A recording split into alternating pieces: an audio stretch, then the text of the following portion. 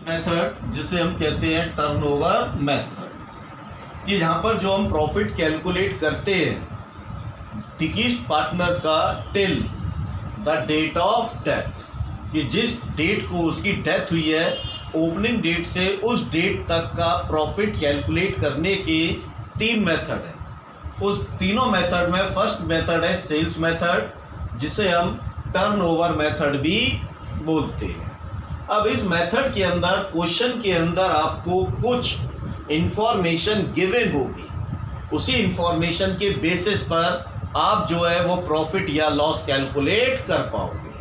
वो इंफॉर्मेशन क्या गिवन होगी बेटा, गिवन क्वेश्चन के अंदर तो जो आपको गिवन होगा वो आपको गिवन होगा प्रीवियस ईयर की सेल। प्रीवियस ईयर की सेल का मतलब है जो डेथ होने से पहले वाली ईयर, वो कहलाएगी प्रीवियस ईयर की सेल। जैसे प्रीवियस ईयर की सेल दी है बेटा आपको 10 लाख, कि प्रीवियस ईयर की सेल आपको कितनी क्वेश्चन में गिवन है 10 लाख। ऐसे ही सेम आपको प्रीवियस ईयर का प्रॉफिट भी गिवन होगा। मैंने अज्यूम कर लिया प्रीवियस ईयर में प्रॉफिट हुआ था 1 लाख, कि पूरे साल में 10 लाख की सेल हुई थी और प्रॉफिट हुआ था 1 लाख का। अब आपको देगा क्वेश्चन के अंदर सेल ड्यूरिंग डेथ पीरियड, तो sale during death period. Sale during death period का मतलब है बेटा ओपनिंग डेट से, और ओपनिंग डेट से जिस डेट को डेथ हुई उतने टाइम पीरियड में हमने कितनी सेल की। मान लो हमने सेल की बेटा 2 लाख की, कितनी सेल की 2 लाख की। पार्टनर है ए बी सी, पार्टनर है ए बी सी, रेशो है 5:3:2, और डेथ हुई है बेटा सी की। किसकी डेथ हुई है? सी की। और डेथ की डेट आपको गिवन है 1 अक्टूबर। तो ओपनिंग डेट से 1 अक्टूबर तक कितने मंथ हमारा बिजनेस चला? 6 मंथ। कि 1 अप्रैल से 1 अक्टूबर को डेथ हुई, तो 1 अप्रैल से 1 अक्टूबर को कितने मंथ बिजनेस चला? 6 मंथ। अब हमें प्रॉफिट कैलकुलेट करना, तो कैसे प्रॉफिट कैलकुलेट करेंगे बेटा? ये इंफॉर्मेशन क्वेश्चन में आपको गिवन हो, इसी के बेसिस पर हम प्रॉफिट को कैलकुलेट करेंगे। अब कैसे कैलकुलेट होगा, ध्यान से देखिए। सबसे पहले हम पता करेंगे percentage of profit, percentage of profit. ये सबसे पहले हमें क्या पता करना है? Percentage of profit. Percentage of profit का मतलब है बेटा कि प्रीवियस ईयर में जो हमने सेल की थी उस पर जो हमें प्रॉफिट हुआ उस पर कितना परसेंट हमें सेल के ऊपर प्रॉफिट होता है, कि हमें जो प्रॉफिट होता है वो परसेंट कितना है। तो कैसे कैलकुलेट करोगे? बहुत आसान है, कि इसका फॉर्मूला मैं यहाँ लिख देता हूँ। Previous year cell, previous year cell और प्रीवियस ईयर का प्रॉफिट।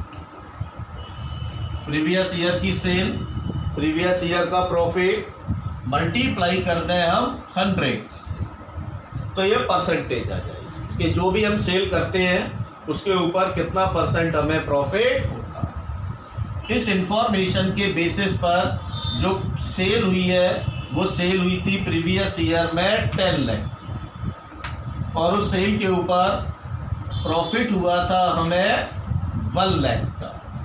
तो सेल के ऊपर प्रॉफिट कितना हुआ हमें? 1 लाख का। परसेंटेज के लिए मल्टीप्लाई किया 100 से, तो जब मैं इसको सॉल्व करूंगा तो ये आएगा 10%, कि हमें सेल के ऊपर, हम जितनी भी सेल करते हैं उस सेल के ऊपर हमें 10% का प्रॉफिट होता है। तो ये मेरा निकल आया परसेंटेज ऑफ प्रॉफिट, कि हम जो भी सेल करें उस सेल के ऊपर हमें 10% का प्रॉफिट होता है। पहला स्टेप ये है।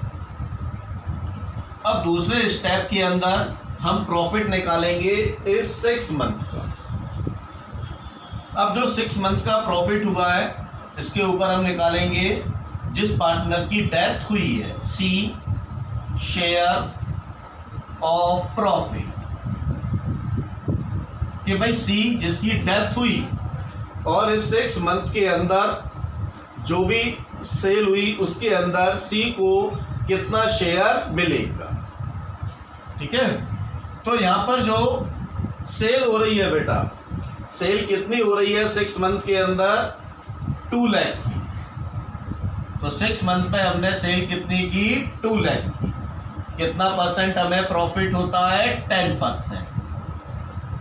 तो यहाँ 20,000 प्रॉफिट आ जाएगा, लेकिन ये 20,000 प्रॉफिट जो है पूरी फर्म का है, और पूरी फर्म का मतलब उसमें तीनों का प्रॉफिट है। और हमें किसका शेयर चाहिए, जिस पार्टनर की डेथ हुई है, और डेथ हुई है बेटा किसकी, सी की। और सी के पास कितना शेयर है, 2/10। कितना शेयर है सी के पास, 2/10।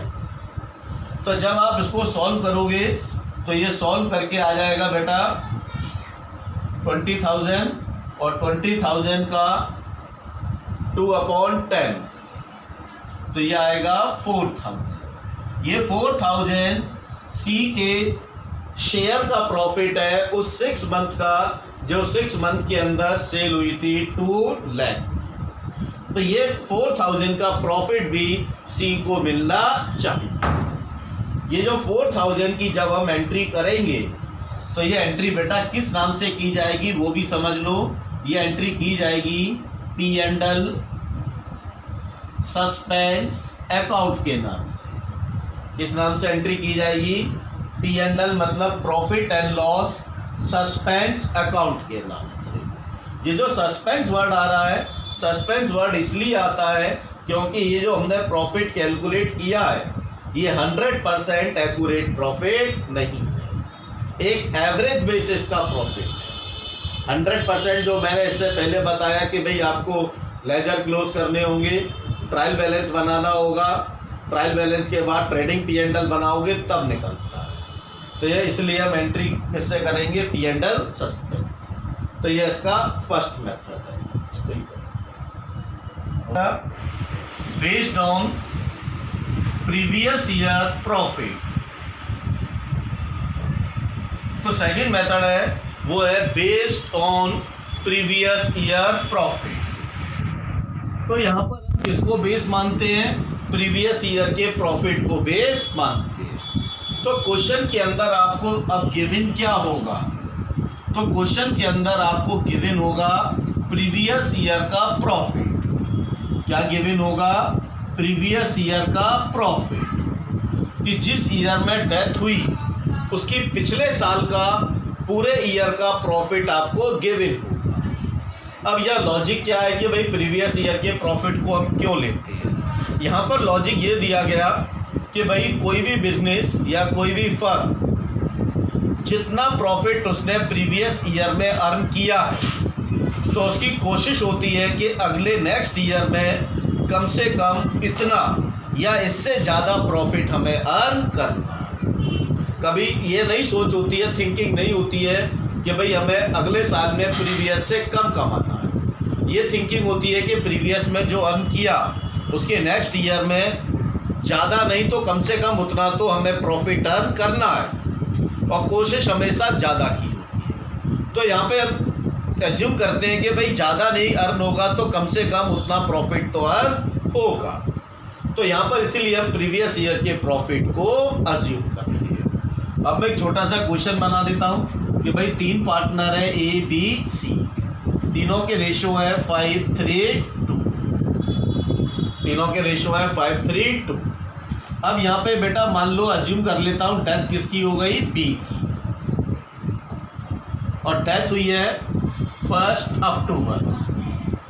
कब डेथ हुई B की, 1 अक्टूबर को डेथ हुई। ठीक है, तो यहाँ बिजनेस कितने महीने चल गया बेटा, 6 मंथ, अप्रैल टू अक्टूबर। कितने महीने चला, 6 मंथ, अप्रैल टू 1 अक्टूबर, 6 महीने बिजनेस चला। तो जिस पार्टनर की डेथ हो रही है उससे 6 महीने के प्रॉफिट में भी शेयर मिलना चाहिए। अब आपको क्वेश्चन में क्या गिवन होगा, प्रीवियस ईयर का प्रॉफिट गिवन होगा। मान लो प्रीवियस ईयर का प्रॉफिट आपको जो गिवन है वो प्रॉफिट गिवन है आपको 3 लाख का, कि प्रीवियस ईयर में कितना प्रॉफिट हुआ था, 3 लाख।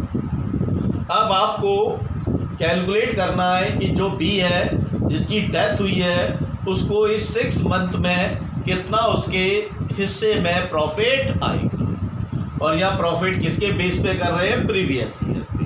तो अब इस केस में आपको सेल वगैरह गिवन नहीं होगी।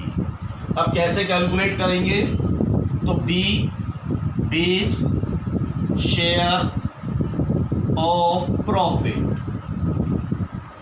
B share of profit. तो प्रीवियस ईयर में कितना प्रॉफिट हुआ, तो यहाँ पे हम प्रीवियस ईयर का प्रॉफिट लेंगे। प्रीवियस ईयर में हमें कितना प्रॉफिट हुआ वो हमने ले लिया। किस पार्टनर की डेथ हुई उसका शेयर 3/10, और कितने मंथ बिजनेस रन किया, 6 मंथ, तो 6/12। वहां पर हम सेल्स मेथड में मंथ को कंसीडर नहीं करते क्योंकि ऑलरेडी सेल आपको 6 महीने की गिवन थी। ये जो प्रॉफिट है प्रीवियस ईयर का ये होल ईयर का है, इसीलिए हम यहाँ मंथ को कंसीडर करते हैं।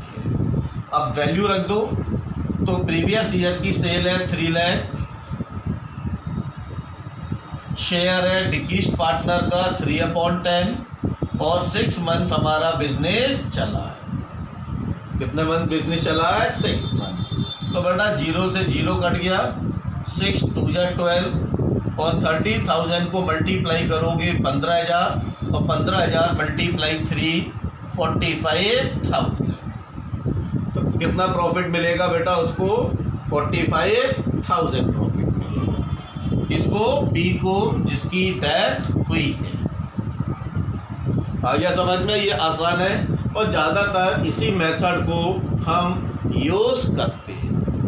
ज़्यादातर जब भी आप क्वेश्चन करोगे तो मैक्सिमम यही मेथड फॉलो होता है।